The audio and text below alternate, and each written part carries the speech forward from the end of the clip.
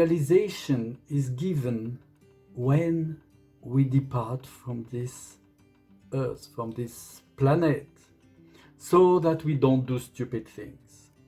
As Guruji explained once in a satsang, that God realization is given, and it doesn't mean that you are all powerful, no, but it means that your consciousness become the consciousness of the divine.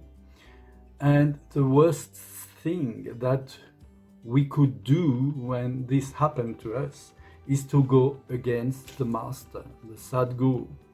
Then all the work that he had done, and we have also done our part, will be completely finished, destroyed. So then it is said, the self-realized soul achieves opulences equal to mine. So this is what I was explaining, that our consciousness expands to God consciousness.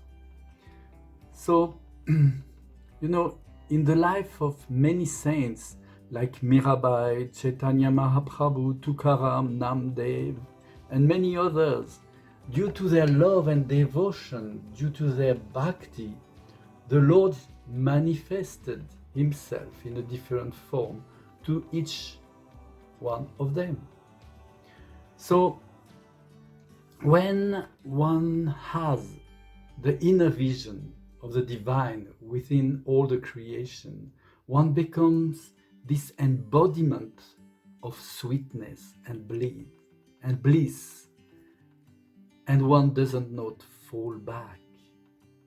So once we behold such a transcendental form within one's own self, the bond between us and the Lord becomes indissoluble and permanent. So you see, it's like when Krishna was doing the Ras Lila with the gopis in Vrindavan. He says, before the Ras Lila, he sent them away. He said, go away, I did not call you. But they were full of wisdom, because they said, but where should we go? You are the source of everything. We went to you because of this. You are everywhere. How could we go away? You are the core of our lives. How can we live without you? And then, you know the story. They had this intimate relation with Krishna, and suddenly Krishna disappeared because ego was growing inside of them. Oh, I am special. And they went full in depression. And this is, the permanent state of the human. Why? Because this depression symbolizes the state of human beings when they don't perceive the divine. But when you go in deep meditation, then you can perceive that there is no difference between you and the divine. That he is the only one, he is the only reality.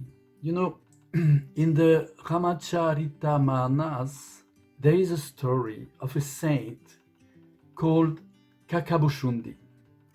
And when Mahavishnu incarnated on earth as Rama, Kakabhushundi wanted also to be there and to play in the Lila of the Lord. So when Rama was a child, Kakabhushundi was playing with him, and Rama was running after him.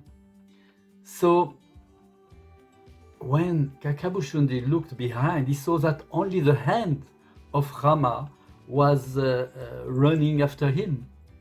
Only the hand. Rama was not there. So he was perplexed, and he decided to become a crow. So he was flying away, but as he realized, looking behind him, that the hand of Rama was still following him. And he went to Brahmaloka, to Vishnuloka, everywhere, to Mount Kailash. Everywhere Rama's hand was following him. So he began to panic. And he closed his eyes. And when he opened them again, he saw that he was back in Ayodhya. Everything was there, the same river, Saryu, was flowing there as before. He was shocked, and he was still as a crow. And then the little Rama got hold of him, opened his mouth, and swallowed him. Oops! Kakabhushundi, as he was inside the belly of Rama, he could see a lot of things. And later he revealed to Garuda all what happened there.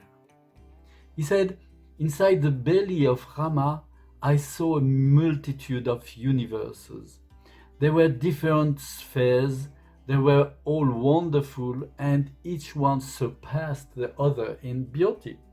He said, I found millions of Brahmas and Shivas, countless of suns and moons and stars, and millions of deities presiding over all the religions.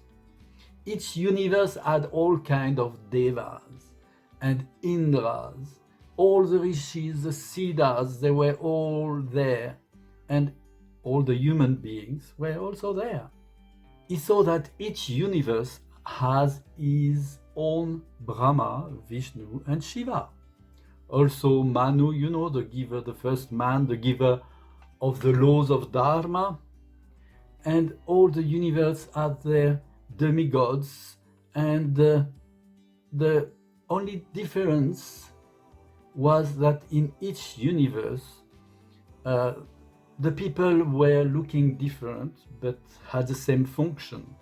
For instance, there was Lakshman, Bharat, all the brothers of Rama were in each universe, but they were different. Sometimes Bharat was big and fat, and sometimes he was very elegant. Only Rama was not different. In all the universes, in all the Ayodhyas, in all the yugas, Rama was always the same. But in all universe, all the people had different form. They had the same role, they had the same function, but they were looking, the body was looking differently. So in the mind of Kakabhushundi, he was a little perplexed. He began to have some confusion. And as soon as Rama saw the confusion of Kakabhushundi, he started to laugh. And in all the universe, Rama was laughing loud and loud. This made Kakabhushundi more scared. He was more confused. He could not understand what was happening. So as Rama was laughing so much, Kakabhushundi was thrown out of his mouth. And then he came out, he was completely confused. And you see, such is the state of all the human beings.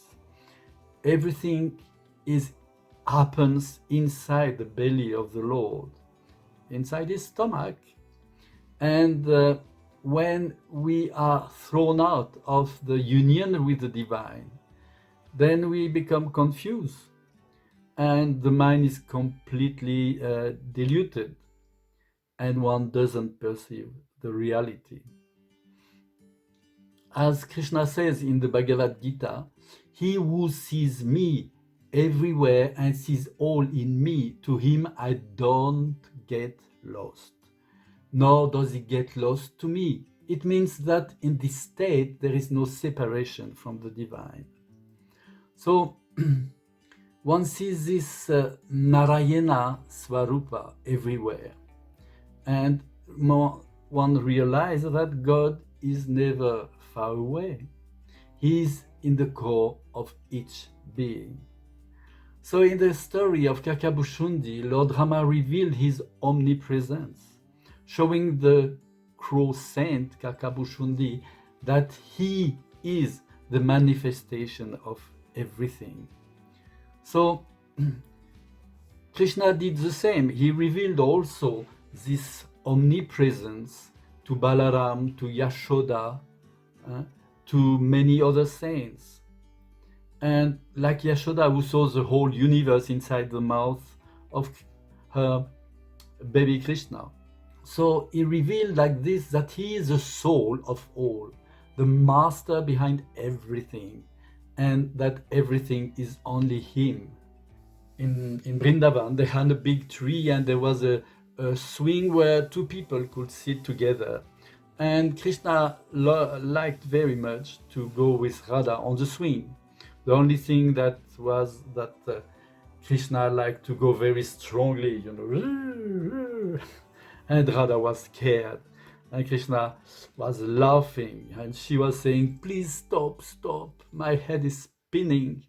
And Krishna said, close your eyes, you are safe, you are with me. And more and more the swing was going up. The gopis tried to catch the swing to make it going slowly, but then the balance was lost and the swing was going in all directions, and this made Radha more scared. And she told him, I tell you, I want to come down. And Krishna said, well, come down, jump. How do you want me to jump? The swing is going higher and higher, she said. Krishna was laughing.